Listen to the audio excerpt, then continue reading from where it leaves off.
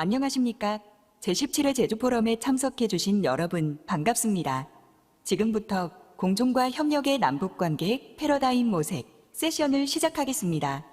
본 행사는 동시통역이 제공되며 통역을 원하시는 분들께서는 자리에 놓여있는 수신기를 착용하시기 바랍니다. 한국어 채널은 1번, 영어는 2번입니다. 감사합니다. 세션의 진행을 맡아주실 좌장님을 소개해 드리겠습니다. 좌장님은 통일연구원 김상기 통일정책연구실장님입니다. 김상기 실장님께서는 통일연구원 통일정책연구실의 실장님을 맡고 계시며 남북관계, 북미관계, 한반도 평화체제 등을 주로 연구하고 계십니다. Ladies and gentlemen, welcome to the 17th Jeju Forum. Thank you for joining us today for Seeking a Paradigm for Inter-Korean Relations of Coexistence and Cooperation. Simultaneous interpretation is available for this session. For service in Korean, set your device on channel 1. For English, select channel 2. Now, I would like to hand over the stage to Kim Sang-ki, who will moderate this session. Everyone, please welcome the moderator. 안녕하세요. 저는 이번 세션의 좌장을 맡은 통일연구원 통일정책연구실장 김상기입니다. 반갑습니다. 이번 세션의 주제는 공존과 협력의 남북관계 패러다임 모색입니다. 현재 모두 아시는 것처럼 남북관계가 상당히 좋지 않은데요. 남북 간의 공식적인 회담이 단절이 된 지 이제 벌써 3년 9개월이 되었습니다. 지금까지 이렇게 오랫동안 남북 대화가 단절이 된 적이 없었고 1970년대 이래로 사실상 최장기간 동안 남북 간의 공식적인 회담이 단절된 상태다, 이렇게 좀 볼 수가 있습니다. 그리고 이러한 상황이 현재의 그 남북 관계의 현실을 잘 드러내고 있는 것 같습니다. 그렇기 때문에 오늘 우리가 토론하는 이 공존과 협력의 남북관계 패러다임 모색, 이 주제에 관한 토론이 더욱 중요한 의미를 갖고 있다고 생각을 합니다. 그럼 바로 오늘 발표와 토론을 해주실 분들을 먼저 소개하도록 하겠습니다. 발표자 2분, 그리고 토론자 3분이 계신데, 토론자 4분이 계신데요. 첫 번째 발표자는 중국 복단대학교 정계영 교수님이십니다. 주요 연구 분야는 한반도 정치와 외교, 군사 문제입니다. 그리고 두 번째 발표자는 통일연구원 이무철 박사님입니다. 주요 연구 분야는 북한 정치 경제, 남북관계, 그리고 통일정책입니다. 그리고 이제 토론자 4분이 계신데요. 첫 번째 토론자는 북한대학원 대학교 이우영 교수님이십니다. 이우영 교수님은 북한연구학회장을 역임을 하신 바 있고요. 주요 연구 분야는 북한의 사회와 문화입니다. 그리고 두 번째 토론자는 국가안보전략연구원 이기동 수석연구위원이십니다. 이기동 박사님은 현재 북한연구학회 회장을 맡고 계시고요. 주된 연구 분야는 북한 정치 그리고 남북관계입니다. 그리고 세 번째 토론자는 통일연구원 김갑식 선임연구위원입니다. 주된 연구 분야는 북한 정치 그리고 통일정책입니다. 그리고 네 번째 토론자는 통일연구원 장철은 연구위원입니다. 주된 연구 분야는 남북관계 그리고 북한의 핵 미사일 문제 등을 포함한 한반도 안보 문제입니다. 그럼 이제 바로 발표와 토론을 시작을 하겠는데요. 발표는 각각 15분 이내로, 그리고 토론은 각각 7분 이내로 부탁을 드리겠습니다. 지금 유튜브로 중계되는 시간이 이제 정해진 그런 사정이 있기 때문에 발표와 토론 시간을 꼭 엄수해 주셨으면 감사하겠습니다. 그럼 첫 번째 발표부터 듣도록 하겠습니다. 정계영 교수님께서 최근 북한의 국제정세 인식과 대남 정책 전망에 대해서 발표를 해주시겠습니다. 그럼 정계영 교수님 부탁드리겠습니다. 예, 감사합니다. 이런 좋은 포럼에 초청돼서 감사합니다. 그리고 사회자 분들께 이렇게 감사 드리고요. 제 발표 주제는요, 일단 그게 최근 북한의 국제 정세 인식과 대남 정세 전망이라고 합니다. 실은 요즘에 다 아시다시피 지금 남북 관계가 좀 그게 경색되어 있고, 그리고 여기 세계 정세도 워낙 많이 바꿨고, 한반도 정세도 워낙 지금 너무 그게 민감하고, 그게 미묘한 그런 상태에 있어서 다들 북한의 그런 상황, 그리고 내부 변화, 그리고 세계 인식의 변화에 대해서 많은 관심을 갖고 있습니다. 제 발표는요, 이런 주제를 둘러서 이게 이렇게 4개 부분으로 되어 있습니다. 첫째는요, 바로 윤석열 정부와 그게 격변의 그런 한반도, 이런 환경, 그리고 이런 정세에 대해서 말씀해 드리겠습니다. 한국은 지금 워낙 윤석열 정부가 이렇게 취임되고 난 다음에 한국 수교도 지금 워낙 39년을 이렇게 맞이하게 되어서 그리고 여기 중미 관계도 워낙 그게 커다란 그런 심각한 경쟁 상태에 있고 여기 한반도의 변화가 이렇게 예언되었고 그리고 새로운 외교 안보 정책의 중점은 지금 워낙 한중미 삼가 관계의 그런 상호작용 그리고 그 구조를 어떻게 확성할 것인가에 있습니다. 그런 화면의 환경 변화는 아마 그게 중한 관계, 중미 관계, 그리고 중부 관계, 그리고 러시아 우크라이나 전쟁 이런 많은 그런 상호 관계하고 그게 다자 관계에 그런 달려 있다는 그런 것이 다 이렇게 명백합니다. 그리고 이러한 과정에서 우리가 중한 관계도 그렇고 그리고 다른 양다 관계도 그렇고 이러한 그런 지역 정세, 그런 세계 정세, 한반도 정세에 그런 해결에 그런 커다란 영향을 이렇게 미치고 있다는 것입니다. 한국도 워낙 지금 중국 사람들의 그런 시각으로는 지금 한국이 윤석열 정부에서 워낙 심각한 전략적 오판, 그리고 미국의 일빈도의 그런 외교 패러다임이 이렇게 나타나고 있습니다. 실은 중미 관계는 중한 관계에 그런 근열이 생기고 한국도 워낙 그게 중국에 대해서는 존중하고 평등이라는 그런 외교 정책을 요구하고 있습니다. 일종의 그게 수정주의 태도를 이렇게 보여주고 있습니다.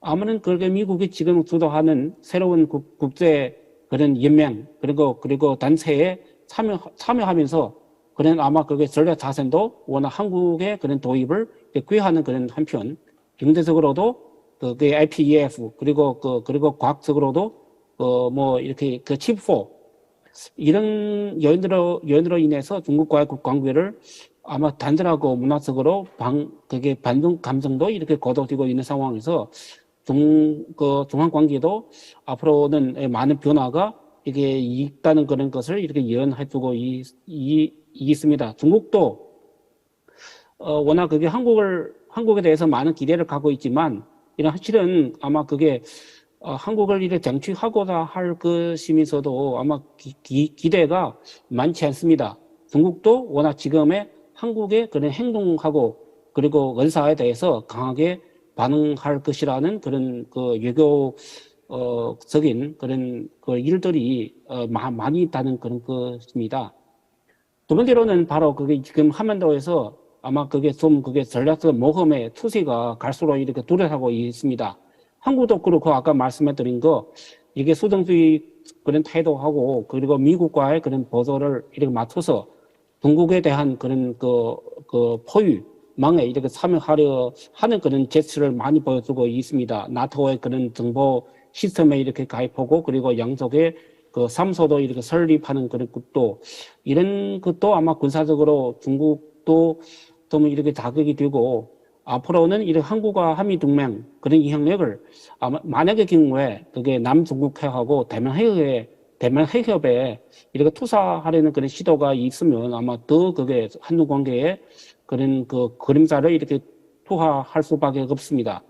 북한도 좀 모험주의의 그런 행태에 이렇게 보여주고 있습니다. 지금 북한은 각종 수단을 동원해서 그런 소위 도발적인 그런 양태를 보여주고 있습니다. 예를 들면 국제 최대의 그런 선택에서 한국과 그런 선명한 그런 대비를 확대하고 중국과의 그런 관계, 그리고 러시아의 관계, 소위 그게 북중러 그런 삼각관계를 이렇게 묶어서 동미화 그런 중앙관계를 이렇게 찢어 놓으려 그런 그 시도하고 있습니다.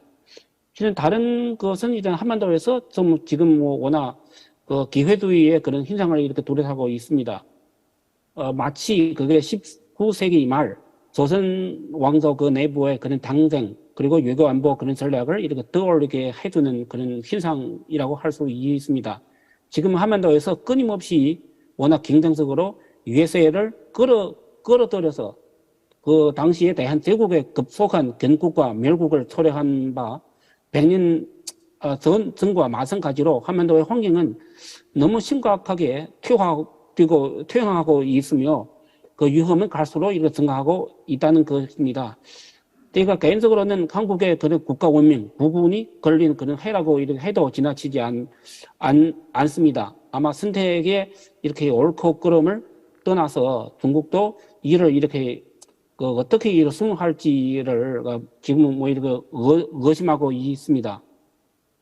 상대적으로 좀 북한은 명확하고 기회주의적인 경향을 보여주고 있습니다. 동북아, 심지어는 세계의 그런 바둑판에서 다들 한국도 마찬가지로 이런 세계의 바둑판에서 바둑돌로서 많이 아는 소위 그게 기사 플러스 이렇게 바둑돌로서 이동신분으로 이렇게 생각하고 그런 경향을 보여주고 있습니다. 아마 그게 냉전에 북한이 워낙 지금의 그런 냉전하고 비슷한 그런 그 환경, 그런 한 분위기에 너무 그게 즐기고 있고, 그런 원래 그 냉전 시기에 소위 북삼가 그런 전략의 그런 우위를 회복하고 시도하고 있습니다. 북한도 이렇게 부중 관계를 주도할 수 있는 그런 시기가 돌아왔다고 이렇게 판단되는 것 같습니다. 그리고 두 번째로는 너무 좀 위험한 상황에 있는 것 같습니다. 북한이 워낙 김정은 정권이 원래는 워낙 그게 우리 민족 제일주의를 이렇게 강조를 했지만 그런 우리 민족이라는 것은 아마 그 남한도 이렇게 합쳐서 아마 같은 한민족으로서 어떻게 문제를 처리하고 문제를 이렇게 보는 그런 시각이었습니다. 그런데 지금 와서는 요즘에 와서는 북한이 워낙 우리 국가 제일주의로 이렇게 변화하고 있습니다. 다시 말하자면 국가로 민족을 대신해서 그렇게 말하는 것은 아마 북한이 남한하고 우리가 그게 그냥 하나의 독자의 그런 국가로 되어 있고 그냥 너희가 너희대로 이렇게 하자 우리가 우리대로 이렇게 해 나간다는 그런 것입니다. 그리고 더 위험한 것은 9월 8일 날에 북한의 최고인민회의에서 일단 그게 핵보유 국가로 그리고 핵 사용의 그런 그 문턱을 워낙 낮춰서 그런 자기의 그런 핵보유 국가로 국가 정체성을 이렇게 격상시켜서 아마 더 위험한 앞으로 한반도의 그런 핵 통제, 핵 군비 그런 그 통제가 어떤 방향으로 가야 할지에 대해서 지금 워낙 그 위험한 상태에 있는 것 같습니다. 두 번째로는 바로 북한의 변화라고 할 수 있습니다. 실은 김정은이가 올해는 집권 10년이 이렇게 되는 해라고 볼 수 있겠습니다. 지금의 김정은 정권이 워낙 내부 건설과 대외 그런 정책을 점차 능숙하게 이렇게 장악하고 있고 하는 그런 것이었습니다. 그런데 이것을 북한이 이렇게 변화무쌍한 그런 외교 수단을 동원해서 자신의 그런 국정 방침과 외교 정책을 안정화시켰습니다. 이러한 상황에서 북한의 핵 전략의 그런 발전 과정 그리고 지금 핵보유국의 그런 선포 그런 움직임하고 동향은 주목할 만한 그런 것입니다. 그리고 또 그 북한 특유의 그런 특징을 이렇게 보여주고 있습니다. 그리고 동시에 북한이 워낙 그런 신종 코로나 바이러스로 인해서 국가 봉쇄 그리고 제재의 강도가 높아지면서 북한의 내부적으로 지금은 어려움이 심각해진 만큼 북한 문제에 대한 시각도 입장도 많이 이렇게 바꿨습니다. 그리고 북한이 워낙 그런 제재하고 그런 북한이 지금 하고 있는 외부 환경 그리고 제재이라는 그런 외부 환경에 대해서 적응이 되고 그런 많은 것을 그 제재를 피하는 그리고 지금 봉쇄 환경에 많이 능숙해지고 있고 그리고 많은 그런 제재하고 봉쇄의 그런 환경을 탈피하는 그런 수단하고 방법을 많이 습득하게 되었습니다. 그래서 앞으로는 이래 핵 문제하고 비롯해서 한반도 문제는 그런 발전의 그런 그 동향하고 해결의 그런 계기를 어떻게 모색하는 데에 그런 도움이 이런 것을 이해할 수 있다면 아마 도움이 될 수 있다는 그런 겁니다. 세 번째로는 바로 그게 북한의 대외 인식이라는 그런 것입니다. 실은 북한의 인식으로는 몇 가지로 나누어 볼 수 있겠습니다. 첫 번째로는 바로 세계 환경, 그리고 중미 그런 경쟁의 그런 환경에 대해서는 어떻게 보고 있는가를 설명해 드리고자 합니다. 지금의 그 중미 간 그 심각한 그 경쟁, 균열의 그런 확대에 대해서는 북한이 워낙 그런 이런 환경에서 북한이 미국하고 남한에 대해서 아무것도 예전처럼 2018년처럼 그게 완전히 그게 남한에 대해서 기대하지 않는 것으로 보여주고 있습니다.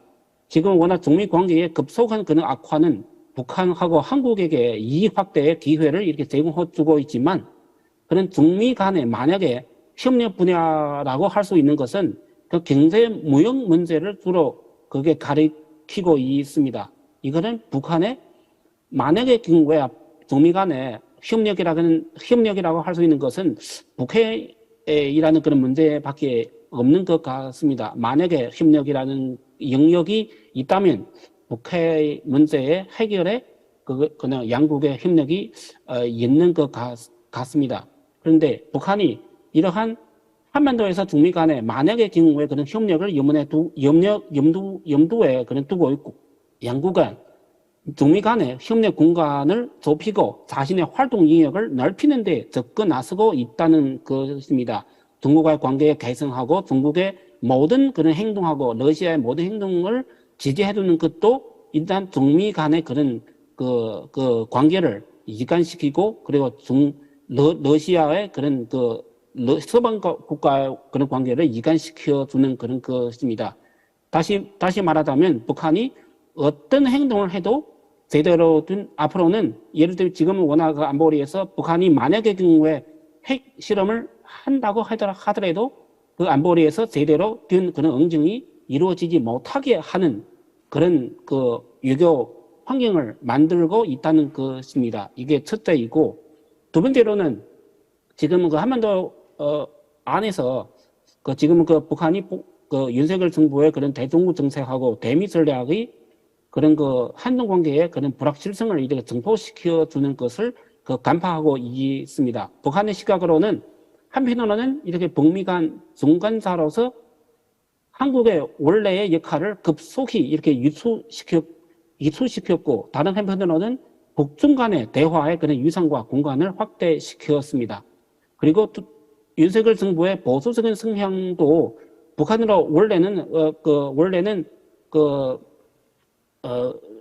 문재인 정부 때 북한이 워낙 그게 민족성을 많이 이렇게 강조하지만 지금 워낙 윤석열 정부의 보수적 성향 때문에 북한이 이런 민족성을 이렇게 크게 개의치 않게 이렇게 만들어 주었습니다. 아까 말씀해드린 거 이렇게 우리 민족 제일주의에서 우리 국가 제일주의로 이렇게 바꾸었습니다. 과거 그게 민주당 정부에서 북한의 행동하고 범위를 상당히 제한해 주었으면서 북한의 그런 심리적인 한계를 이렇게 갖게 되었습니다. 그런데 지금 윤석열 정부 하에서 북한이 이러한 심리 부담이 더 이상 이렇게 없게 되었습니다. 두 번째로는 바로 그게 동질감 측면에서 북한의 활용 공간을 이렇게 확대했었습니다. 코로나 방역 그런 정책, 중미 경쟁에서 중국이 다른 나라의 공간을 이렇게 필요로 하고 있는 상황에서 그리고 동시에 우크라이나 전장에서 도의적으로 인정을 받으려는 러시아처럼 중국도 워낙 이렇게 대만 문제처럼 중국도 인정을 이렇게 받으려고 합니다. 이러한 인정은 냉전 시기에 사회주의 진영이 이데올로기의 그런 일치성을 요구하는 듯 중국이 필요합니다. 이때에 북한이 중국에 필요한 그런 일치성을 이렇게 제공해 줄 수 있다는 것입니다. 그래서 북한이 이런 공간을 많이 이용하고 있는 것입니다. 세 번째로는 바로 북한이 이렇게 정치적인 방패를 더 갈고 이렇게 다가왔습니다. 신종 바이러스 전 세계적인 유행하고 이렇게 더불어 장기간에 걸친 그게 대북 제재 국면에서 방법론적으로 북한이 같은 고질병에는 그 어떠한 개선도 기대하기 어렵습니다. 실질적으로는 더 이상 그게 손쓸 방도가 이렇게 없게 되었습니다. 북한이 지금 워낙 제대를 완벽하게 이렇게 회피할 수 있고 제대 국면에서 생존 방법을 터득하였으며 습득하였으며 북한이 또한 이를 잘 이해하고 있습니다. 이러한 때문에 북한이 더 자신이 바둑돌이 아닌 기수로서의 그런 역할을 수행하고 있습니다. 그 바둑판은 바로 한반도에만 국한되지 않고 중미 관계에 나아가서는 전 세계를 이렇게 포함한다고 인식하고 있다는 것입니다. 이러한 논리에서 북한 문제는 특수한 문제가 아니라 상시화된 보통 문제가 된 만큼 핵 문제와 관련된 전제와 조건은 더 이상 논의의 대상이 되어서는 안 된다는 그런 것입니다. 북한이 며칠 전 9월 8일 날에 바로 그 핵국가 선포에 그리고 핵 사용 문턱을 낮추는 그런 것도 이러한 그런 의도가 충분히 이렇게 보여지고 있습니다. 마지막으로는 바로 그 북한의 지금 그 행하고 있는 정책하고 행동에 대해서 설명해 드리고 싶습니다. 이러한 북한의 전략적 인식과 한계의 그런 속에서 북한이 이미 대미, 대남 관계를 도덕적 위치에 놓았다고 이렇게 판단하고 있습니다.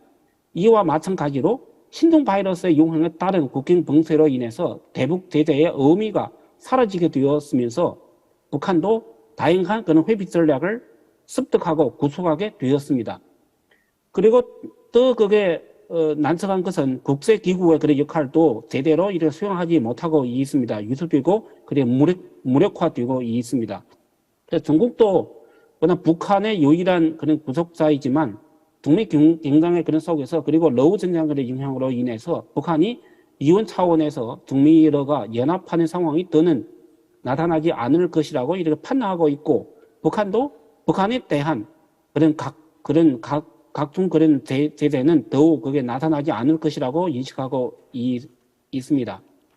중국과 러시아는 앞으로는 미국과 대립하는 데 있어서 중러에 도움이 된다면 북한이 어떤 행동을 하더라도 반응하지 않을 것이며 심지어는 북한이 그게 감싸고 이렇게 보호하려 할 것이라는 것이 이렇게 대부분의 그런 판단이 이렇게 되고 있습니다. 이러한 때문에 북한은 미국의 행동에 대해서 어느 정도 제약을 벗어나게 될 것이며 나아가서는 의도적으로 미국이나 한국을 자극할 가능성이 높아지고 있습니다. 이러한 상황에서 북한은 대외 전략도 많이 이렇게 바꿨습니다. 과거에 통미북남 혹은 통남북미 그런 전술을 이렇게 번갈아 이렇게 사용하는 그런 전술에서 통중러, 동한미 전술로 이렇게 서회할 것이라는 것입니다. 한편으로는 미국을 이렇게 격리시키고 대가를 높이기 위해서 더욱 그게 비밀보호 행동으로 미국의 압력을 이렇게 가하는 것입니다. 다른 한편으로는 한국의 행동을 이렇게 차단해 과거 남북 군사합의 불이행에 대한 대가를 치르게 하는 한편 새로운 한반도 의제를 만들어서 핵 문제가 주역이 되지 않도록 할 것입니다. 며칠 전에 이렇게 핵 국가 선포하는 것도 앞으로는 남한에 더 이상 핵 문제를 이렇게 이야기하지 말라, 우리가 다른 문제를 이렇게 하다, 그런 의도를 이렇게 충분히 보여주고 있습니다. 북한은 이렇게 그리고 내부에서 당내학 그리고 내각에서 중국과 미국 그리고 중미 관계에 대한 연구를 강화하는 등 대남 조직을 급속히 약화시키는 그런 행동도 이러한 그런 북한의 외교 양태를 충분히 보여주고 있습니다. 앞으로는 한반도에 언제라도 악성 위기가 발생할 가능성이 그런 높아지고 있다는 것입니다. 제가 지금 워낙 그런 것을 걱정하고 있습니다. 그리고 동시에 북한이 과거에 그런 북한발 위기를 소위 북한발 위기를 조성하던 그런 데서 더 나아가서 미중 경쟁과 같은 그런 국제 위기를 활용하면서 소위 북한발 위기와 빙하하는 한반도발 위기와 빙하하는 그런 전략으로 이렇게 변화하고 있습니다. 중미와 그런 러미를 최대한 그런 갈라놓아서 위기 속에서 북중러 삼각구도가 형성되는 편리한 그런 조건을 조성하자는 그런 것입니다. 예, 결론으로서는 앞으로는 한반도에서 그게 예측 불가능한 그런 환경이 이렇게 되어 있고, 그리고 중미 경쟁 속에서 세계가 이렇게 불안해지면서 앞으로 한반도의 그런 불안한 상황, 그게 예측 불가능한 상황이 더 많아질 것이라는 그런 것입니다.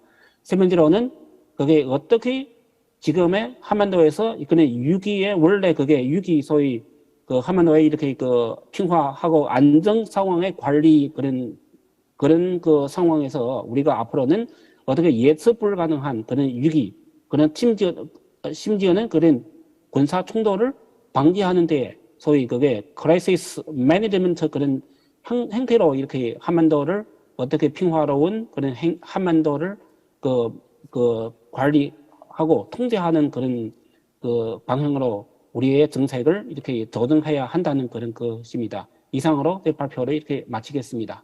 감사합니다. 예, 정계영 교수님 발표 감사드립니다. 현재 중국에서는 우리 한국의 대외 정책에 대해서 어떻게 인식하고 있는지, 그리고 이제 북한은 현재 한반도 주변 정세를 어떻게 인식하고 있는지, 어떤 정책을 추진하고 있는지에 대해서 아주 중요한 내용들을 발표를 해주신 것 같습니다. 특히 북한이 북방 삼각 전략을 추진하고 있는 상황들, 그리고 이런 부분들에 대해서 상당히 이제 주의 깊게 봐야 될 것 같다라고 좀 생각을 합니다. 다음으로 두 번째 발표를 듣겠습니다.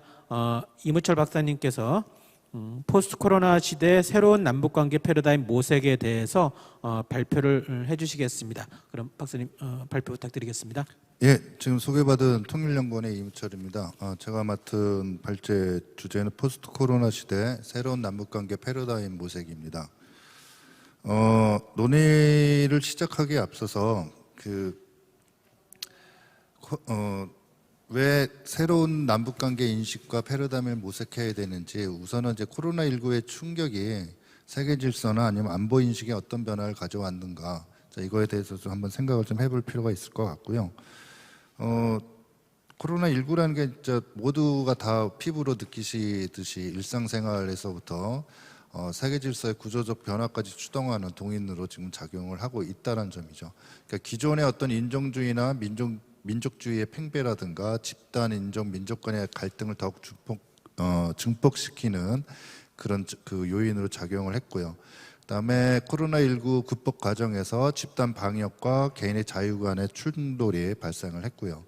그다음에 강대국들이 중심으로 어떻게 보면 이제 자국 우선주의로 인해서 국제사회의 어떤 보건 협력이 실패하는 이런 부분들을 보면서 현재 어떤 강대국 중심의 세계 질서 변화의 필요성을 많이 부각시켜준 점이 있죠. 그다음에 이러한 코로나19라는 것이 안보 문제와 관련해서도 소위 말하는 전통 안보 못지않게 비정통 안보의 중요성을 일깨워주고 있다는 점입니다. 물론 이제 코로나19 이전에도 국제사회에서는 비전통 안보 이슈의 중요성을 인식하고 있었으나 전통 안보 문제에 이 비정통 안보 이슈를 중속시켜서 그렇게 함께 논의하는 그런 측면이 강했다는 거죠. 근데 이제 이 코로나19로 인해서 비전통 안보라든가 인간 안보, 신흥 안보라는 개념들이 다시 한번 강조되면서 전통 안보와 비전통 안보의 어떤 그 연계나 결합의 필요성이 증대하고 있다는 거죠. 그래서 다시 말해서 코로나19는 기존 세계 질서 및 안보 인식에 대한 변화를 촉진하고 있다는 것입니다. 그렇다면 한반도의 상황은 어떠하느냐? 앞에서 우리 정계영 교수가 말씀해 주신 어떤 지금 현재 남북 관계는 대단히 그 상황이 안 좋은 상태인데 이 코로나19는 뭐 우리도 마찬가지지만 북한에도 많은 영향을 미치고 있지만은 여전히 이제 남북 관계 측면에서 보면은 정통 안보, 이거는 이제 남북한이 다 마찬가지라고 저는 생각을 하는데, 전통 안보 중심으로 비정통 안보 문제에 접근을 하고 있고 남북 관계나 한반도 평화 문제를 인식하고 대응하고 있다는 것이죠. 자, 그러다 보니까 어떻게 보면 남북의 군사적 대치 상황이라든가 비핵화 혹은 평화체제 뭐 이런 전통안보 이슈가 핵심인 것은 분명하지만 비정통 안보를 중심으로 한 어떤 그 협력의 문제를 우리가 이제 좌시할 수는 없는 그런 상황이라는 것이죠. 근데 어떻게 보면 북한은 아직까지도 이런 우리가 제의하는 보건 의료라든가 방역 협력에 대한 어떤 제안들을 모두 거부하고 있고 정치 군사 문제의 우선 해결을 주장을 하고 있습니다. 어떻게 보면 현재 남북한은 수단과 방법은 다르지만 그러니까 여전히 힘에 의한 평화를 추구하고 있다는 것이죠. 북한은 핵에 의한 평화를 추구하고 있다면 우리는 그거에 대응해서 그것을 억제하기 위한 그러한 힘에 의한 평화를 추구하고 있는, 그러니까 수단과 방법은 다르지만 모두 공히 힘에 의한 평화를 추구하고 있다고 얘기할 수 있겠습니다. 그러니까 이처럼 남북한의 국가안보 중심적 시각이 계속 유지되고 이런 대립이 계속이 된다면 남북한의 안보 딜레마 문제뿐만 아니라 현재와 미래의 위기라고 할 수 있는 비정통안보 이슈 해결을 위한 협력도 쉽지 않은 그런 상황이라는 것이죠. 그래서 제가 이제 오늘 말씀드리고 싶은 거는 우리가 이제 새로운 안보관 정립을 바탕으로 기존 국가안보 중심으로 남북 관계를 바라보던 인식에서 벗어나서 포스트 코로나 시대를 대비해서 새롭게 남북 관계 인식과 패러다임을 정립할 필요가 있다는 점을 좀 강조하기 위해서 좀 그 부분에 좀 많은 시간을 좀 할애하고자 합니다. 새로운 남북관계 인식과 패러다임 필요성이라는 부분이 한반도 대내외 환경 변화에서도 찾을 수 있는데 앞서 코로나19 팬데믹이 한반도에 새로운 환경을 조성하고 있다는 것은 간단히 설명을 했으니까 넘어가고요. 그다음 우리 한국 사회 내부의 어떤 대북 통일 인식의 변화도 가져오고 있다는 것이죠. 그러니까 우리 통일연구원에서 계속 조사를 하고 있는 여론조사 그 내용을 보면 통일을 선호하는 그 의견과 평화공존을 선호하는 의견, 그러니까 2016년에서 2021년까지 조사를 보면 점차 통일을 선호하는 입장은 많이 이제 내려가고 그다음에 평화공존을 선호하는 그 퍼센티지가 많이 이제 높아지고 있는 상황이고요. 그다음에 민족주의 통일관과 탈민족주의 통일관도 그 그래프를 보시면 아시겠지만은 탈민족주의적 통일관의 어떤 퍼센티지가 계속 높아지고 있다는 점을 좀 알 수가 있습니다. 이 조사에서 통일 선호와 평화 공존 선호는 남북한이 전쟁 없이 평화적으로 공존할 수 있다면 통일에 필요 없다라는 물음에 대한 찬반으로 선호도를 측정을 했습니다. 그다음에 민족주의 통일관과 탈민족주의 통일관은 남북이 한민족이라고 해서 반드시 하나의 국가를 이룰 필요는 없다라는 물음에 대한 찬반으로 측정을 했습니다. 어떻게 보면 한국 사회는 급속한 정보화나 아니면 이제 새로운 세대가 부각되고 있고 그다음에 다문화와 민족 의식이 약화되는 어떤 이런 변화를 보이고 있고 이런 변화들이 대북 통일 인식에도 변화를 가져오고 있다라고 볼 수 있겠습니다. 그렇다면 북한은 어떠하느냐? 대남 통일 인식이나 담론도 변하고 있다는 측면이죠. 앞서 정기영 교수도 말씀을 했지만 북한은 기존에 민족 제일주의를 강조하다가 최근에는 국가 제일주의를 강조하고 있다는 거죠. 그러니까 민족보다는 국가를 강조하고 있고 인민 대중 제일주의를 내세우고 있고 그다음에 북한 내부 사회 경제적 변화를 보면 시장화 이후에는 실용주의가 확산되고 있고 북한 내에서도 신세대가 등장을 하고 있습니다. 그러면서 북한 주민들도 지금 2000년대 이후에 몇 번의 이제 남북 정상회담이라든가 여러 가지 남북 관계를 보면서 통일에 대한 회의가 확산되고 있다는 점, 그리고 제가 만나본 탈북자 중에 몇 분은 북에 있을 때 핵도 가지고 있는데 뭐 전쟁이라도 나서라도 뭔가 좀 그 결판이 났으면 좋겠다 뭐 이런 생각을 하신 경우도 있다고 했는데 어쨌든 그런 측면. 그다음에 어떻게 보면 지금 북한이 계속 핵을 법제하면서 핵무기 무기의 고도화를 추구하는 측면을 보면 선평화 후 통일 전략을 구사하고 있다라고 볼 수도 있겠습니다. 근데 이러한 어떤 한반도를 둘러싸고 있는 대내외 환경의 변화를 그러면 기존의 남북관계 인식이나 패러다임이 수용하고 할 수 있겠느냐? 저는 이제 우선 기존에 우리가 가지고 있던 남북관계 인식이라는 것이 이분법적인 사고와 사고로는 이 문제를 해결은 쉽지 않다는 측면을 좀 강조하고 싶고요. 두 번째는 국가 안보 중심의 정책 추진이 과연 이렇게 남북한의 변화된 부분들을 포용할 수 있겠느냐, 그거에 대해서도 저는 좀 의문을 갖고 있는데 어쨌든 지금 남북한은 민족 중심의 통일국가 건설이라는 그 목표를 포기하지는 않고 있습니다. 근데 이제 우리 같은 경우에도 통일의 대상 또는 주적에 초점을 맞추는 입장 모두 공통적으로 국가안보 중심의 시각에서 힘에 의한 평화를 강조하고 있고 이를 바탕으로 한 통일국가 달성을 추구하고 있다는 거죠. 그 다음에 세 번째로는 결과로서의 평화와 통일을 추진을 하고 있는데 그러니까 보수나 진보나 다 항상 얘기하는 게 그거죠. 튼튼한 안보태세 확립을 바탕으로 한 평화적 통일 추구. 그러니까 우리 민족공동체 통일 방안도 보면은 하해협력 단계를 거쳐서 남북연합 단계를 거치고 그 다음에 자유민주주의 체제의 통일국가 건설을 목표로 하고 있습니다. 북한의 연방제 통일 방안도 자신의 이념과 체제의 중심의 통일 방안이죠. 그러니까 남북한 모두 자신의 이념과 체제를 상대방에게 강요하는 통일 방안을 갖고 있다는 것입니다. 그러니까 이런 식으로 계속 대결과 힘에 의해서 평화 혹은 통일을 추구하는 것이 과연 현재의 문제를 푸는데 그 적절한 인식과 패러다임인가라는 어떤 문제제기라고 할 수 있겠습니다. 그러니까 현실적으로도 지금도 남북한의 선평화 후 통일 전략이 충돌을 하고 있는 이런 부분들.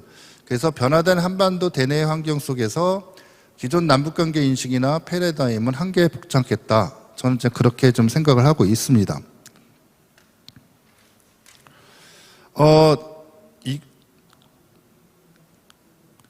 그래서 제가 이제 새로운 그 남북관계 패러다임을 모색하는 데 있어서 좀 제가 좀 고민하는 부분은 이제 생명 공동체라는 개념을 좀 한번 확장을 해서 이 부분을 남북관계의 어떤 인식이나 패러다임 모색에 한번 적용해 보는 것은 어떨까라는 것입니다. 그러니까 기존에 우리 생명 공동체라는 개념이 환경 문제와 연관해서 사용했던 그런 부분인데 이런 생명 공동체라는 개념의 의미와 내용을 좀 확장해서 남북관계에 적용해 보자는 그런 생각입니다. 그러니까 생태학과 공동체주의의 결합을 통해서 제시되고 있는 생명 공동체 개념을 남북관계에 한번 사용해 보자는 것입니다. 그러니까 공동체의 범위를 인간을 넘어 생태계 전체를 포괄하는 소위 말하는 생명 공동체에서 이 부분인데, 그러니까 문재인 대통령이 과거에 썼던 생명 공동체라는 개념이 이 부분에 환경 문제와 연결해서 많이 사용하고 있는데 이게 영어로 번역했을 때 제가 지금 강조하는 생명 공동체는 바이오틱인데 문재인 대통령의 생명 공동체는 그냥 커뮤니티 포 라이프입니다. 그러니까 이거는 보다는 좀 생태하게 좀 더 접근하는 그런 부분이고, 그럼 이러한 생명 공동체 개념을 사용하기 위해서는 인간 중심의 환경 윤리와 생태 중심의 환경 윤리의 결합이 필요하고 인간 공동체를 포괄하는 생태계를 의미하는 이런 생명 공동체 개념을 한반도에 적용해 보는 것이 어떨까라는 생각을 한번 해봅니다. 이 개념을 한반도에 적용했을 때 그러니까 한반도 생명 공동체의 주체는 한반도 구성원, 그러니까 남북한 주민을 포함해서 한반도 생태계 정체로 설정이 가능해질 수 있다는 것이고요. 그러니까 한반도 구성원의 생명과 안전 문제를 단순히 인간 공동체의 문제로 보는 것이 아니라 한반도 생태계 문제로 확장시켜 나가보자는 것이고요. 그러니까 기존 환경 문제에 초점이 맞추어졌던 것에서 벗어나서 정치, 군사, 사회, 경제, 문화, 보건, 건강, 에너지 등 자연과 사회 모든 문제에 포괄적으로 접근함으로써 한반도 생태계와 조화를 이루는 지속 가능한 인간 공동체 발전 논의를 바로 이런 생명 공동체라는 개념 속에서 한번 논의를 해보자라는 그런 생각을 좀 한번 해봤습니다. 그러니까 쉽게 말하면 한반도 생명공동체 형성이라는 것은 인간의 생명과 안전에 관련된 문제를 생태학적 관점에서 접근하고 지속적인 협력을 추구하는 체계를 구축해서 인간 공동체를 포괄하는 생태계를 발전시켜 나가는 것을 의미하게 되는데, 이렇게 하면은 다른 한편으로 보면 이 생명공동체라는 개념은 민족 공동체 개념을 포괄하는 새로운 개념으로도 정립이 가능할 수 있지 않을까라는 생각을 좀 한번 해봅니다. 그러니까 한민족 민족 공동체 형성을 넘어서 한반도 생태계 정체를 포괄해서 어떤 조화라든가 지속 가능한 발전을 추구하는 그런 모델을 한번 고민할 수 있는 그런 개념이 될 수도 있지 않을까, 그런 생각을 좀 한번 해보게 되는 것이고요. 그렇다면 이런 한반도 생명 공동체는 어떻게 구성을 해 나갈 것이냐, 그래서 또 한번 생각해 볼 수 있는 것이 포괄적 협력 안보라는 개념인데, 그러니까 포괄적 안보와 협력 안보라는 개념을 융합을 시키는 부분이죠. 그러니까 이런 것을 통해서 한반도 생명 공동체를 구성해 나가는 부분들에 대해서 한번 그 고민을 해보자는 것이고, 근데 이런 고민들이 우리만 고민한다고 해서 되는 건 아니겠죠. 그래서 어떻게 하면 이제 북한과 이 부분에 대해서 협의를 하고 어떻게 인식을 공유하는 것이 공유해 나가느냐, 이런 부분도 함께 고민을 해야 되는데, 어쨌든 남북의 선택에 따라서 전통 비정통 안보 위협에 공동으로 대응해 나갈 수 있는 최소한의 여건을 마련할 수 있는 그런 계기를 마련할 수도 있지 않을까라는 생각을 좀 한번 해봅니다.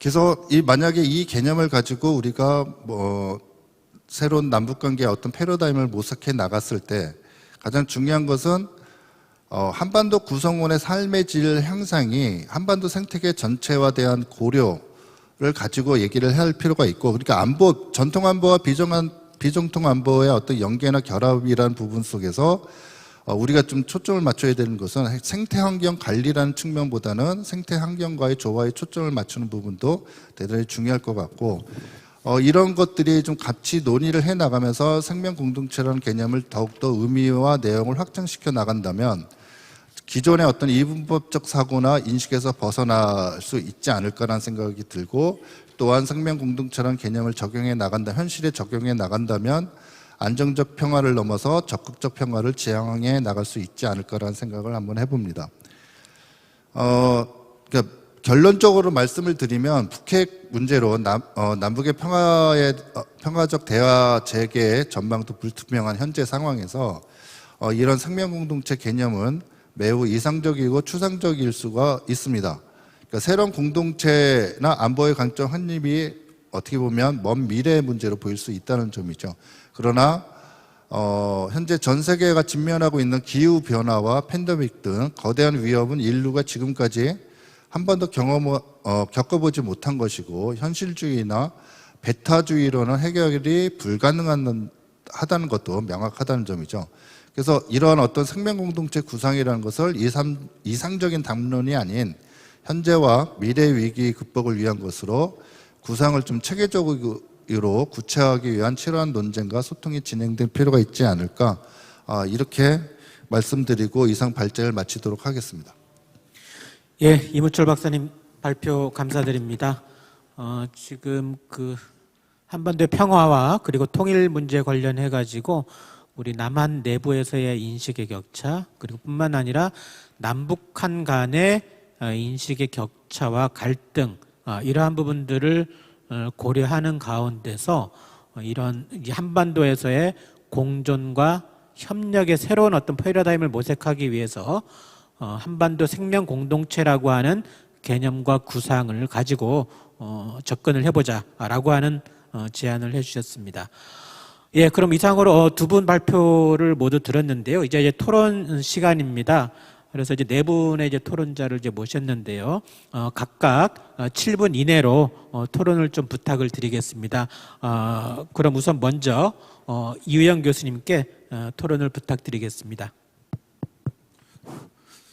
네, 북한대학원대학교 이우영임.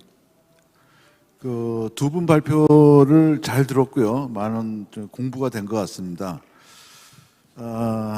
두 분 발표를 듣고 나서 제가 느낀 것을 몇 가지 말씀드리고, 그리고 질문도 좀 간단한 거 몇 개만 좀 드려보도록 해보겠습니다. 먼저 정경 교수님 발표 굉장히 재밌게 흥미롭게 들었습니다. 근데 제가 국제정치 쪽은 제가 전문이 아니라서 몇 가지 질문만 좀 해드릴까 합니다. 그래서 우선적으로 좀 구체적으로 최근에 그 우크라이나 전쟁이 전 세계적으로 영향을 미치고 있는데, 특히 그 세계적 전환이라고도 얘기하는 사람들도 있지만, 어쨌든 우크라이나 전쟁이 구체적으로 북한의 외교 정책이나 국내외 정책에, 그리고 대남 정책에는 어떤 영향을 미치고 있는지, 그리고 앞으로 어떻게 영향을 미칠 것인지에 대해서 정 교수님의 좀 말씀을 좀 듣고 싶습니다. 또 하나 질문이 있다면, 중국 입장에 대해서 좀 말씀을 잘 해주셨는데, 특히 그 윤석열 정부의 소위 친미 정책에 대해서 굉장히 좀 비판적으로 얘기를 하셨는데, 좀 표현은 뭐 용납을 하지 않는다 이런 표현도 나와서 제가 좀 궁금해서 만일 윤석열 정부의 친미 정책 제가 그걸 좋다 나쁘다를 떠나가지고 그것이 정 교수님 얘기하신 것처럼 중국의 입장하고 맞지 않는다고 생각했을 때 특히 용납하지 않는다는 표현을 쓰셨기 때문에 어느 정도 제동을 걸 수 있겠는가 그리고 중국 정부가 한국 정부의 대외 정책이나 대미 정책 혹은 대북 정책에 제동을 걸 만한 어떤 수단을 갖고 있는지 이런 것들에 대해서도 조금 좀 설명을 좀 풀어서 해주셨으면 좋겠습니다.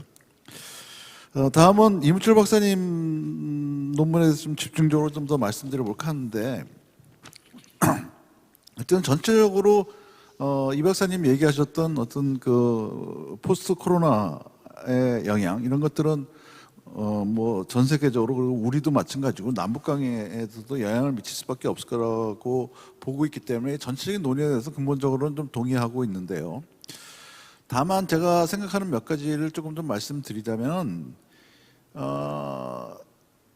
이 포스트 코로나 시대에 새로운 남북 관계의 패러다임을 유도할 것이라는 것에서는 동의하는데 근데 구체적으로 지금 포스트 코로나 시대에 어떤 측면이 새로운 패러다임으로 연결되고 있는지를 조금 더 보완해서 좀 말씀해 주셨으면 좋겠어요. 왜냐하면 인간안보론이나 생명공동체에 대해서는 이게 완전히 새로운 개념은 아니거든요. 기존에 그런 얘기가 있었는데 이것은 그렇게 본다면 그냥 포스트 코로나하고도 상관없이도 갈 수 있는 것이 아니었냐라고 생각이 든다면 이거와 연결성이 어떻게 되는지 좀 더 보완해 주셔서 설명이 가능하실지 모르겠습니다. 그 다음에 저는 새로운 남북관계 인식 필요성 강조하는 것이 핵심인 것 같은데 저는 좀 그 기존의 뭐 포스트 코로나라든지 전 세계적인 전환이라든지 이런 거 포함해서 왜 기존의 통일론이나 어떤 통일 패러다임이나 이런 것이 왜 더 이상 설득력이 없는가를 좀 더 우리가 냉정하게 좀 판단할 필요가 있을 것 같습니다.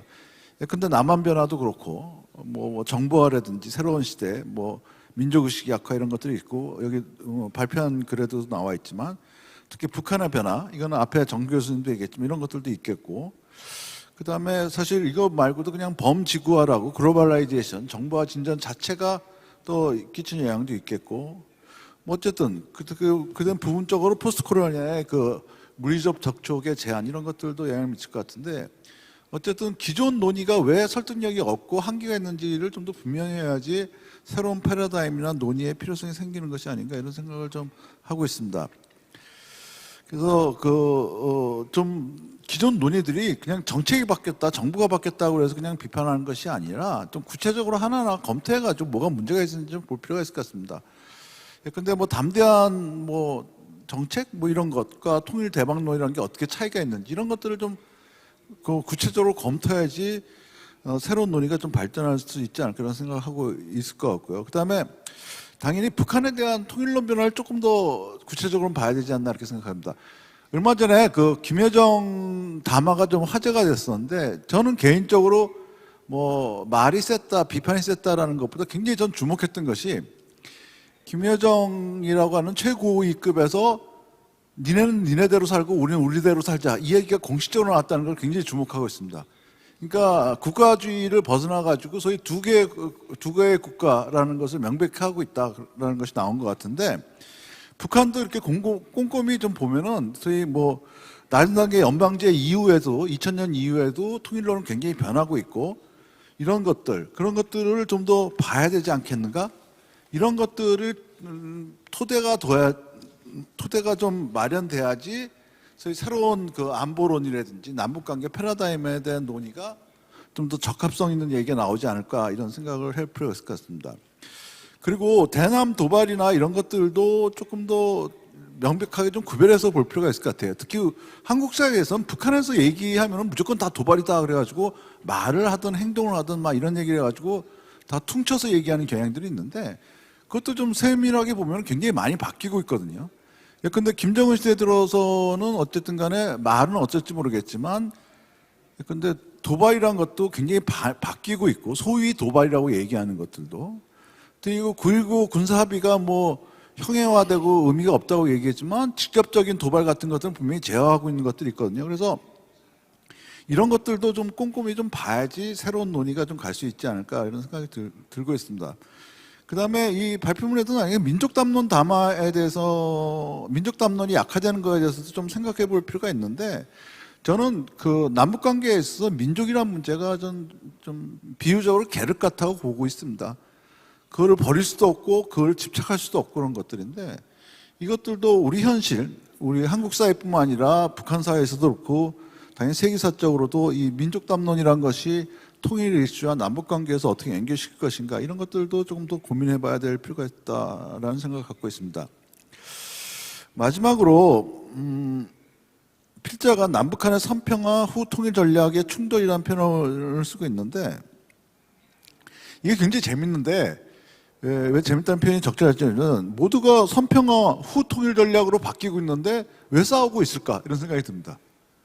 그러니까 남쪽도 그렇게 가고 있고 북쪽도 보면은 선평화로 가고 있는 것인데 양쪽 다 선평화 후 통일로 가는데 왜 갈등과 충돌은 반복되는가 이런 것들이 왜 그럴지 혹시 생각하시는 거 있으면 좀 말씀해 주셨으면 좋겠다 이런 생각을 하고 있습니다. 제 토론은 이걸로 마치도록 하겠습니다. 고맙습니다. 네, 이호영 교수님 토론 감사드립니다. 두 분 발표자에 대한 좋은 코멘트들을 이제 주신 것 같습니다. 예, 그럼 다음으로 바로 이기동 박사님 토론 모시겠습니다. 들립니까? 네. 네, 반갑습니다. 국가안보전략연구원의 이기동입니다. 이 좋은 자리에 초청해 주셔서 감사합니다. 저는 정계영 박사님 발제에 대한 토론을 중심으로 말씀을 드리겠습니다. 정 박사님이 매우 흥미로운 그 비유를 해주셨는데요. 북한이 더 이상 이제 돌의 역할만이 아니라 이제 바둑판에서 바둑을 두는 바둑 기사의 어떤 역할을 하고 있다. 앞으로 하고자 할 것이다. 뭐 이런 비유를 해주셨는데요. 이게 어쩌면 이제 북한이 얘기하는 이른바 전략 국가라는 담론을 이제 지금 도입해서 사용하고 계신 것으로 저는 이해를 할 수밖에 없을 것 같습니다. 그런데 기본적으로 북한이 주장하는 전략 국가라는 것이 실제 전략 국가로서의 어떤 역량을 갖추고 하는 말이냐, 아니면은 대내외적인 어떤 위상을 담론적 차원에서 보여주기 위한 의도냐라는 측면에서 보면은 저는 뭐 후자의 측면이 더 강하다고 그렇게 봅니다. 왜냐하면 어떤 전략 국가 되려면은 군사력이 뒷받침이 되어야 되는데 군사력은 더 이상 전략 국가로서 갖춰야 될 요건들은 구비가 되었다 이렇게 봐도 무방할 것 같습니다. 왜냐하면 최근에 이제 김정은 연설에서 전쟁 억지력뿐만 아니라 이제 공격력까지, 그러니까 핵이 가지는 두 번째 사명까지 이제 거론을 했기 때문에 이른바 핵을 가진 전략 국가들이 추구하는 핵 교리를 이행할 수 있는 그런 능력을 확보하고 있다라고 평가할 수 있을 것 같습니다. 두 번째는 이제 경제적 역량인데, 경제력이죠. 이건 제가 더 이상 부연해서 설명할 필요는 없을 것 같습니다. 이제 문제는 세 번째 외교력인데요. 이제 현재 북한은 외교적인 차원에서 이른바 북중러 삼각 협력 체제, 공조 체제를 강화하는 방향의 외교 역량을 총 집중하고 있는 것으로 보입니다. 그러나 이 북중러 삼각 공조 체제가 단순히 기회 요인만 있는 것이 아니라 북한에게는 도전적인 요인도 존재할 수 있다 이렇게 보여집니다. 왜냐하면 여러분 다 아시다시피 북한이 지금 7차 핵실험을 실시하지 않고 있죠. 북한 내부적으로 군사 기술적인 요건을 충족하기 위해서는 7차 핵실험이 필요한 상황입니다. 그러니까 핵무기를 소형화하고 경량화하고 동시에 초대형 그 핵탄두를 개발하려면 추가적인 핵실험이 필요한 상황이죠. 그러나 지금 차일피일 미루면서 핵실험을 실시하지 않고 있는 배경은 그거는 아마도 중국이 강력히 제지를 하고 있기 때문입니다. 이 얘기는 곧 무슨 의미냐면 북한이 북중러 삼각 공조 체제에 참여하면 그것은 곧 이 삼각 공조 틀 안에서 일종의 결박당한다는 그런 의미를 갖는 것이죠. 그러니까 러시아나 중국이 반대하는 부분에 대해서 북한이 그 반대에 대해서 저항할 수 없는 그런 구조가 형성이 되기 때문에 이것은 북한한테는 기회 요인이 아니라 일종의 하나의 도전 요인이 될 수 있다는 거고요. 두 번째는 지금 북중러 삼각공조 체제 중에서 그 가장 약한 고리가 중러 간의 고리입니다. 그러니까 중러 간의 고리라는 것은 이 사회주의라는 하나의 공통의 이념에 기반한 고리도 아니고요. 다분히 이 반미라는 공통의 이해관계를 가지고 전술적으로 지금 그 협력 관계를 유지하고 있는 그런 관계이기 때문에 언제든지 그 관계는 중국과 러시아의 관계는 좀 이렇게 느슨해지거나 또는 깨어질 수 있는 가능성이 존재하는 그런 관계이기 때문에 결국 그렇게 되면은 북중러 삼각공조 체제는 굉장히 무너지기 또는 작동하기 어려운 상황으로 갈 수 있는 거죠. 그러니까 북한은 어쨌든 상당한 리스크를 안고 지금 북중러 삼각공조 체제를 유지하고 참여하고 있는 겁니다. 그렇기 때문에 이런 북한이 지금 외교 역량을 총 집중하고 있는 이 북중러 삼각공조 체제가 어쩌면은 북한한테 반드시 좋은 하나의 기회만이 되지는 않을 것이다. 이런 측면으로 봤을 때는 군사력, 경제력, 외교력으로 봤을 때 군사력을 제외한 경제력과 외교력 측면에서는 전략 국가로 보기에는 어려운 우리 여건에 현재 북한이 처해 있다 이렇게 볼 수가 있을 것 같습니다. 그래서 이 부분에 대해서 정계현 교수님께 질문을 드리면 최근에 이제 북한이 핵무력 정책 법제화를 이제 추진을 했는데요. 이 부분에 대한 중국의 입장은 무엇인지 이 부분에 대한 정계영 박사님의 답변을 좀 부탁드리고요. 두 번째는 그 정계영 박사님은 미중 관계와 미러 관계가 앞으로 더 이상 연합하는 상황이 이루어지지 않을 것이라고 북한이 지금 인식하고 있다 이런 말씀을 하셨는데 과연 미중 관계가 현재의 갈등과 대립 관계에서 협력의 관계로 전환할 가능성은 없는지 이 질문을 좀 드리고 싶습니다. 제 의견을 말씀드리고 싶지만 지금 시간이 다 되었기 때문에 나중에 뭐 기회 있으면 이 부분에 대해서는 이 질문에 대한 저의 입장은 별도로 말씀을 드리고자 합니다. 이 두 가지 질문을 드리고 싶습니다. 이상입니다. 네, 이기동 박사님 토론 감사드립니다. 특히 이제 정계영 교수님 발표와 관련해 가지고 중요한 코멘트들과 질문을 해주신 것 같습니다. 예, 그럼 다음으로 바로 김갑식 박사님께 토론 부탁드리도록 하겠습니다. 네, 그 통일연구원의 김갑식입니다. 그 두 박사님의 그 발표 잘 들었습니다. 저는 시간 관계상 정계영 교수님한테 간단하게 그 질문을 드리겠습니다.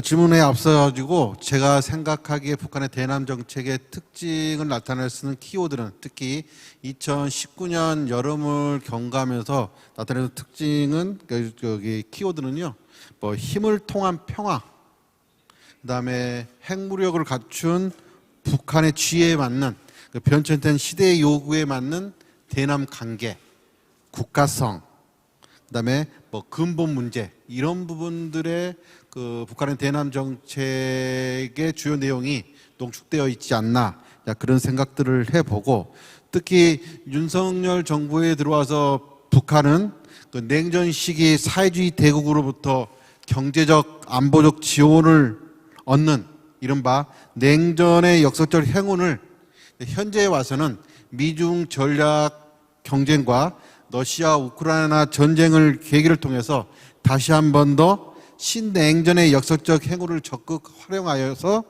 핵보육 전략 국가로서의 그 기정사실화를 시도하고 있는 게 현재의 북한의 기본 전략이 아닌가라고 생각이 듭니다. 따라서 북한 상황이 그 최악으로 전환되든지 아니면은 한미의 대북 정책이 극적으로 변화하지 않는다면은 한반도 안보 상황은 그 현재로부터 개설될 가능성이 그리 크지 높지 않다는 게 그 안타까운 그 상황인 것 같습니다. 그 정경 교수님한테 그 중국 측 입장을 몇 가지 물어보려고 하는데요. 한 두 가지 정도인 것 같습니다. 첫 번째는 그 김정은 위원장이 9월 8일 연설에서 그 10월에 북한의 항체력이 떨어지기 때문에 백신 접종이 이루어질 거다라고 그 이야기를 했습니다.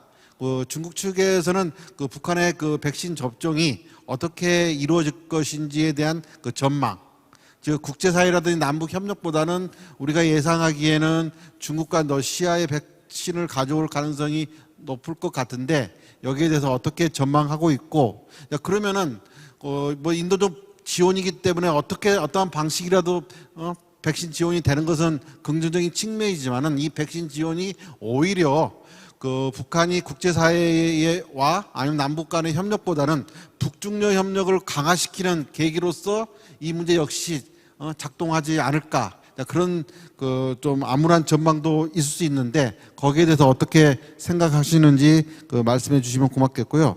두 번째는 그 북핵 문제는 특수한 문제가 아니라 상시화된 보통 문제가 된 만큼 핵 문제와 관련된 전제와 조건은 더 이상 논의의 대상이 되어서는 안 된다라고 그 말씀을 하셨는데, 그러면 한반도 비핵화는 그 물 건너간 건지, 중국 측에서는 한반도 비핵화에 대한 그 기존의 그 대한반도 정책에 대한 입장이 바뀌지는 않는 건지, 이런 부분들에 대해서 설명해 주실 부분이 있으면 그 좀 보충 설명이 필요하고요.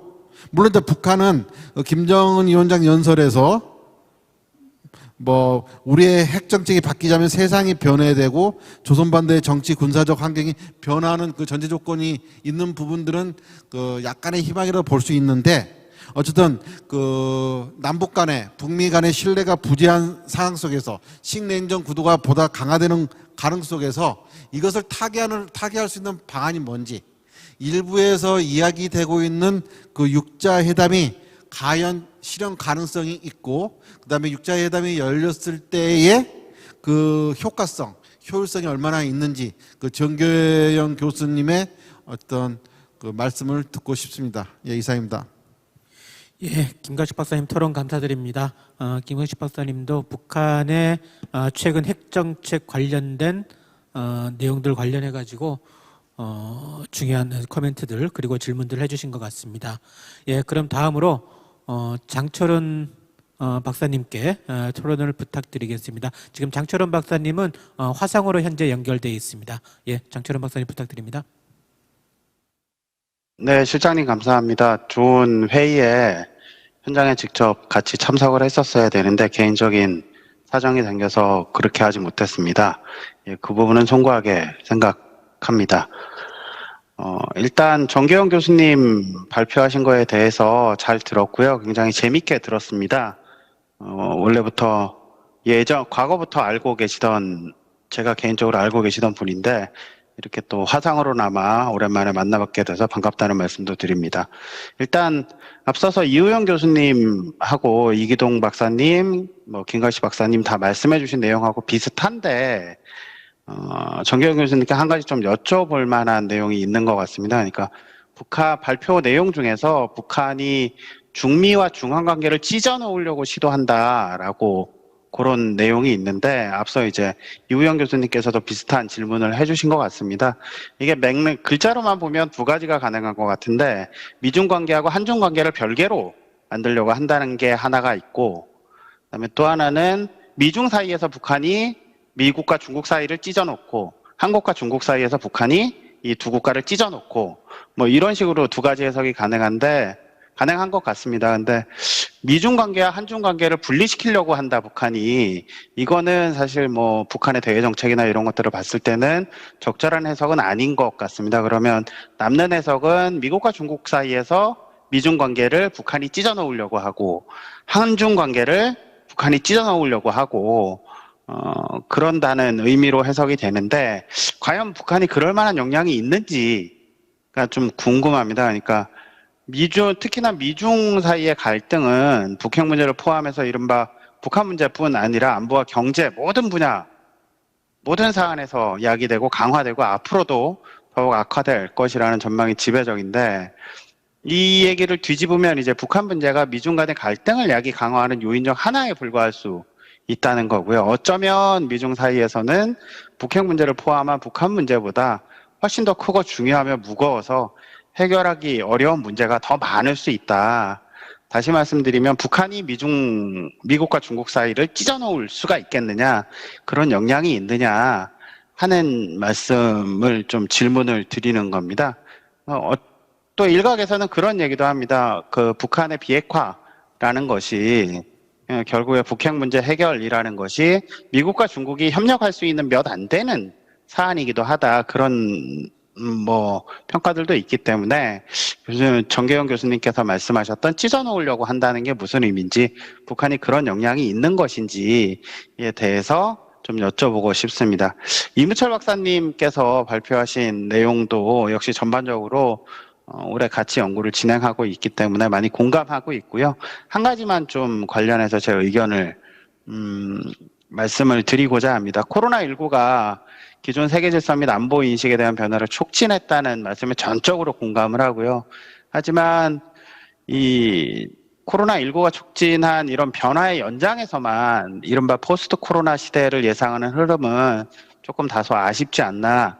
그러니까 코로나19 팬데믹이 어느 정도 정리되는 국면 이후에는 남북한 주민을 포함한 인류가 직면할 가장 큰 위협이 급격하게 이루어지는 기후변화에 어떻게 대응할 것인가라고 생각하는데, 기후변화 내용은 발표 내용에도 포함된 전통안보와 비전통안보 또는 신흥안보라고 표현될 수도 있겠는데요.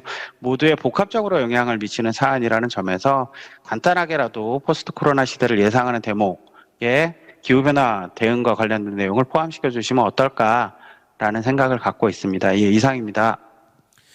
네, 장철원 박사님 토론 감사드립니다. 예, 그럼 이상으로 그 발표자 두 분 그리고 토론자 네 분의 말씀들을 들어봤는데요. 시간이 대략 한 10여 분가량 남은 것 같습니다. 그래서 이 자리에 지금 여러 청중분들께서도 함께 하고 계신데요. 청중분들께서 혹시 그 질문이 있으시다면은 한두 분 정도 들을 시간이 좀 될 것 같습니다. 그러니까 다만 이제 그 질문은 가급적이면 짧게 한 1분 정도로 내외로 좀 해주시고요. 예. 혹시 청중분들께서 질문 있으신가요? 있으시면 네, 저쪽에 한 분 계신데요. 예. 다만 조금 짧게 부탁드리겠습니다. Yes, good afternoon. 네, 안녕하세요. 저는 독일에서 왔습니다. 빌렌 사이퉁에서 일하고 있고요. 그래서 이게 제가 말씀하신 거랑 정확히 맞는지 모르겠는데요. 제가 알고 싶은 게 있습니다. 한국의 측면은요. 통일에 대한 한국의 측면은 어떻습니까? 바뀌었습니까? 독일이 지난 30년간의 통일을 겪었죠. 그리고 이제 동독과 서독에서 아직까지 깊은 골이 있는데요. 한국은 어떨까요? 네, 그 독일의 상황과 우리 한국의 상황을 비교하는 이제 그런 질문이었던 것 같고요. 혹시 또 한 분 정도 더 계신가요? 네, 그럼 없으시면 이제 다시 그 발표자 두 분께 마이크를 넘기겠는데요. 약 10분 정도 남은 것 같습니다. 그래서 또 제가 정리할 시간이 필요하기 때문에 발표자 두 분께서는 각각 약 4분 정도씩 아까 이제 그 여러 가지 질문들에 대한 답변, 코멘트들에 대한 답변을 부탁드리도록 하겠습니다. 물론 이제 매우 많은 질문들이 나왔기 때문에 모두 다 답하시기는 좀 어려울 수가 있습니다. 가능한 선에서 가능한 시간 안에서 답변을 부탁을 드리겠습니다. 그럼 먼저 정계영 교수님께 먼저 부탁을 드리겠습니다. 예, 감사합니다. 이게 많은 그 토론하시는 분들의 그런 질문을 잘 이렇게 받았습니다. 먼저 그 이우영 교수님의 그런 질문에 대해서 실은 그 우크라이나 전장은 워낙 북한에 워낙 충격을 많이 이렇게 주었습니다. 북한이 아마 지금 생각하고 있는 것은 우크라이나가 일단 95년에 일단 그 핵포기를 했고 그리고 그게 지금 워낙 그게 다른 나라들과의 그런 관계를 제대로 그 자리매김을 이렇게 못해서 아마 이런 그 지경에 이렇게 이르렀다고 이렇게 판단이 되어서 아마 북한이 그 대내적으로 대외적으로 워낙 대내적으로 그게 소위 그게 다른 소위 조직화된 그런 어떤 것에 대해서 이렇게 엄격히 단속하고 있고, 그리고 대외적으로는 이 외부의 침투, 소위 그게 핑화 그런 뭐 이렇게 변화에 대해서 아마 그게 많은 경계심을 뭐 이렇게 하고 있게 되었습니다. 그리고 대남 정책도 워낙 그게 많이 이렇게 바꿨습니다. 일단 그 원래는 많이 그게 우크라이나가 이렇게 원래는 러시아를 많이 의식하는 많이 그게 의식하지 못해서 지금 뭐 그 이런 그 상태가 되었고, 앞으로는 북한이 대남 정책에 대해서 이랬던 뭐 소위 그 의식하지 않고 자기대로의 그런 정책을 하는 데에 대해서 많은 그런 영향을 이렇게 두었습니다. 이런 것입니다. 두 번째로는 일단 그게 윤석열 정부의 그런 친미 정책을 융합하지 않는다. 이런 것이 제가 워낙 사과해 드리겠습니다. 이게 잘못된 그런 거 뭐 이렇게 번역해요. 원래 이런 그 PPT는 원래 중국어로 되어 있고, 제 한국 학생을 이렇게 시켜서 일단 그 뭐 이렇게 번역해서 이게 융합하지 않는다. 그런 그 단어로 이렇게 바꿨습니다. 일단 원래 제 뜻은요. 일단 한국의 이러한 그 친미 일빈도의 정책에 대해서 중국이 워낙 기분이 나쁘지만 내정을 간섭하지 못하기 때문에 그냥 자기의 그런 행동으로 남한의 그런 정책하고 행동을 바꾸려는 그런 것이었습니다. 아마 그게 잘 융합하지 않는다 그런 뜻이 아니었습니다. 이게 두 번째로는 그 이기동 교수님의 그런 그 소위 그 기수하고 그게 바둑돌 그런 것에 대해서 좀 아마 북한이 우리가 원래 그 60년대에 북한의 중국과 소련 간의 그런 관계를 볼 때 북한이 자기가 워낙 동서 간의 그런 소위 워낙 그게 양쪽의 행동을 이끌어 나가는 그런 지렛대가 될 수 있다는 그런 것이었습니다. 그래서 김정은이가 워낙 김일성 주석의 많은 그런 행태하고 그런 제스처, 그런 외교 정책을 전략을 많이 이렇게 배웠습니다. 이러한 지금은 힘이 없어도 워낙 그런 북한의 행동으로서는 아마 중미 간의 소위 그게 러미 간의 그런 어떠한 그런 변화를 야기할 수 있는 그런 힘이 있다. 그런 자신감이 있는 것 같습니다. 특히 우크라이나 동부의 소위 그게 두 개의 그런 공화국 그게 위상을 인정해 주는 것도 그러한 시도를 하는 그런 일환이라고 볼 수 있겠죠. 그래서 이런 것도 있고, 중러 간의 아마 그게 중미 간의 그런 협력 가능성에 대해서 아마 중미 간에 앞으로는 그게 유일하게 협력할 수 있는 것은 아마 일단 경제적으로 그게 협력할 수 있지만 아마 다른 분야에서의 그런 협력이 좀 그게 적다고 이렇게 볼 수 있습니다. 앞으로는 한반도에서 아마 중미 간에 여기 비핵화라는 그런 개념에 대해서 협력 가능성이 있고, 그런데 실질적인 그런 행동에 대해서 어떻게 북한을 이렇게 비핵화시키는가에 대해서 양국이 많은 그런 토론이 필요하다고 뭐 이렇게 보고 있고요. 그리고 김갑지 교수님의 그런 질문에 대해서 아마 9월 8일 그런 연설에서 이런 백신에 관해서 원래 실은 2020년에 그런 중국과 북한 간의 그런 백신 그런 협력을 그렇게 했지만 중간에 다른 요인으로 북한의 내부 정책으로 인해서 그런 협력이 중간에 그런 잠깐 그게 있었지만 그게 뭐 이렇게 없어졌습니다. 지금의 타이밍도 있고, 그리고 중국의 그런 백신도 워낙 그게 많은 그런 테스트를 이렇게 받았고, 아마 북한이 중국의 그런 백신에 대해서 좀 그게 신뢰감이 이렇게 생겼기 때문에 앞으로는 중북 간의 그런 백신 협력이 아마 그런 가능성이 있다고 뭐 이렇게 제 개인적으로 뭐 이렇게 보고 있습니다.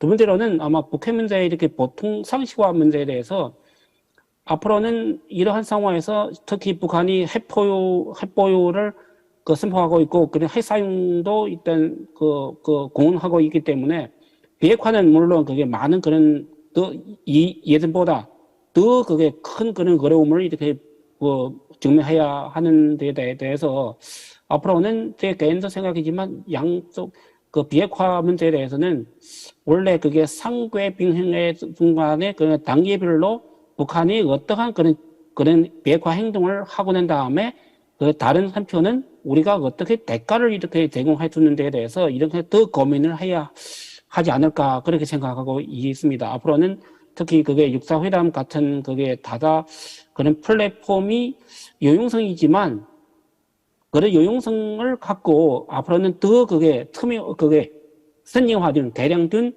그게 소위 그 핵심 국가가 참여하는 사자회담이나 심지어는 양자회담, 삼자회담, 중북 그리고 남 그리고 중미부, 중미함 이런 소다사 그런 그 협상을 통해서 북한의 그런 그 지금의 너무 어려운 상황에서 우리가 어떻게 그 조그만 그런 진전을 이룰 수 있도록 하는 그런 방법이 필요하다 그렇게 생각하고 있습니다.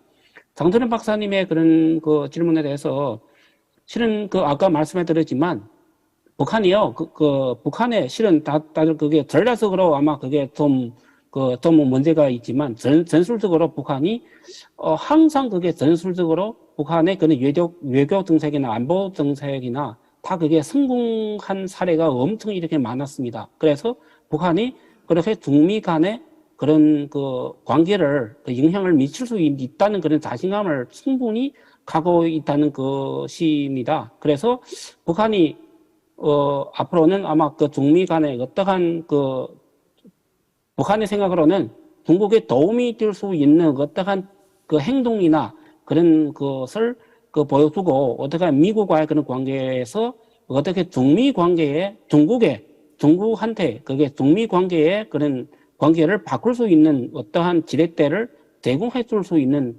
그런 그 계기를 마련해 주는 것이 북한이 워낙 그게 고민하고 있다. 그렇게 말씀을 이렇게 드리고 싶습니다. 예, 이상으로 제 답변을 이렇게 마치겠습니다. 감사합니다. 네, 정계현 교수님 마무리 말씀 고맙습니다. 예, 그럼 다음으로 바로 이무철 박사님 마무리 부탁드리겠습니다. 예, 이부영 선생님하고 또 우리 또 토론문에는 좀 이기동 박사님이나 김관식 박사님, 장春박사님도 이렇게 했는데 시간 관계상 말씀 안 하신 것 같고요. 어쨌든 저도 이제 이용 박사님 얘기했던 대로 김여정이 얘기했던 거에 이제 주목을 해서 최근에 이제 글을 쓰고 있는데 정확한 표현이 이거죠. 제발 좀 서로 의식하지 말며 살았으면 하는 것이 간절한 소원이다. 간절한 소원이다라고 할 만큼 서로 좀 남남처럼 살자고 얘기하는 건데 어쨌든 이거 관련해서 지금 장철은 박사가 지금 화상으로 연결돼 있긴 한데 장철은 박사랑 또 얘기하다가 장철은 박사가 또 김정은이 먼저 이거랑 비슷한 얘기를 한 것 같다고 해서 7.27 그러니까 전승 69주년 기념 행사에서 한 연설에서 또 보니까 그 비슷한 맥락에서 얘기한 부분이 있더라고요. 그걸 또 한번 읽어보면 가장 위험한 도마 위에 올라선 대통령 가장 큰 위험이 노출된 정권이라는 손가락질을 피하려면 숙고하고 입보단 머리를 더 굴려야 하며 때없이 우리를 걸고들지 말고 더 좋기는 아예 우리와 상대하지 않는 것이 상책일 것입니다. 그러니까 이 얘기는 결국 뭐냐면 남남처럼 살자는 얘기밖에 안 되거든요. 그래서 제가 지금 고민하는 것이 앞에서도 선평화 후 통일 전략의 충돌이라든가 힘에 의한 평화의 충돌이라는 이런 부분을 하는데 남북한을 연결해 주는 게 과연 이제 민족이라는 이런 담론이 과연 그게 가능할까? 그다음에 우리가 통일을 포기하지 않는 이상 남북한이 남남처럼 살 수 있을까? 그다음에 지금 앞서 장철훈 박사가 얘기했던 기후변화 위기에 대처하는데 이 한반도에서 같이 살면서 이 부분에 대해서 우리가 한껏 같이 대처를 해야 되는 부분이 있기 때문에 정말 난난처럼 살 수 있을까라는 고민을 하면서 그렇다면 이거를 함께 어울러서 공동 대처를 하고 그러니까 소위 이제 포스트 코로나 시대라는 얘기를 했지만 가장 중요한 부분은 기후 변화에 대한 대응인데 그러니까 우리는 항상 무슨 남북 협력 얘기만 하면 꼭 우리가 지원하는 부분만 생각을 하는데 그건 아닌 것 같아요. 우리가 왜 지원을 하느냐? 그건 먼 미래에 우리의 삶의 질의 문제와 연관된 부분이 있기 때문에 그래서 그런 측면에서 남북한 연결할 수 있는 부분을 생명공동체라는 개념, 그러니까 생태학 기후 변화 위기 이제 이런 부분에 있으면 좀 창안을 해서 한번 좀 고민을 하고 있는데, 근데 제가 머리가 너무 안 좋아서 이게 참 고민으로만 끝날 것 같아서 좀 아쉽 그 부분이 있긴 한데, 그래서 그런 부분들에 대한 고민을 함께 해 나가다 보면 새로운 남북 관계 어떤 그 패러다임을 다 같이 고민해 보지 않을까. 그러니까 기존의 어떤 이분법적 사고는 어떻게 보면은 이건 선과 악의 대결로 자꾸만 구분이 되거든요. 그러니까 항상 북한은 악이고 우리는 선인이기 때문에 같은 방법을 쓰더라도 우리가 하는 것은 정당하고 쟤네들이 하는 거는 온전치 않다라는 이런 논리가 자꾸만 나오기 때문에 이걸 가지고는 현재의 문제도 미래의 문제도 풀기 어렵다는 게 제 생각이거든요. 그래서 이제 새로운 패러다임을 한번 모색해야 되는데, 그런 어떤 연결고리로서 생명공동체라는 개념, 이건 이제 문재인 대통령이 쓰던 개념이 아니에요. 이건 이제 생태학과 공동체주의에서 얘기하는 생명공동체라는 개념을 어떻게 하면 남북관계에서 같이 한번 얘기를 해볼까, 그런 얘기를 좀 하고자 하는 것인데, 여러 가지 보완할 점들이 많은 것 같습니다. 그 부분은 차후에 제가 저 함께 연구하는 모든 연구진들과 함께 한번 고민하면서 잘 좀 진전시켜 나가도록 하겠습니다. 예, 고맙습니다. 네, 이무철 박사님 마무리 말씀 감사합니다. 남북 관계가 지금 상당히 좋지 않고 그리고 한반도 정세의 불확실성과 불안정성이 지속되고 있고, 그리고 앞으로 더 증가할 수도 있을 것 같습니다.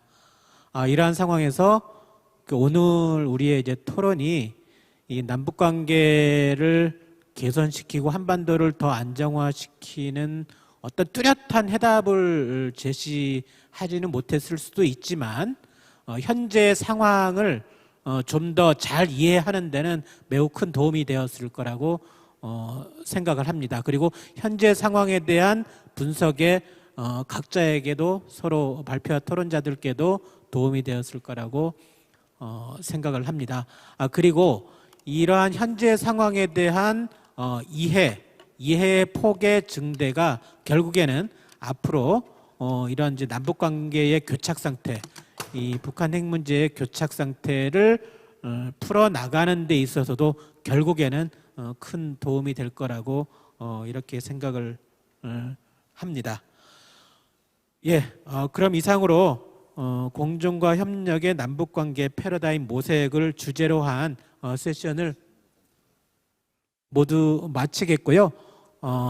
오늘 함께 해주신 발표자분들 그리고 이제 토론자분들께 모두 감사드립니다. 그리고 오늘 함께 해주신 청중 여러분들께도 큰 감사드리겠습니다. 고맙습니다. 그럼 이것으로 세션을 마치겠습니다. 자리에 함께 해주신 여러분 감사드립니다.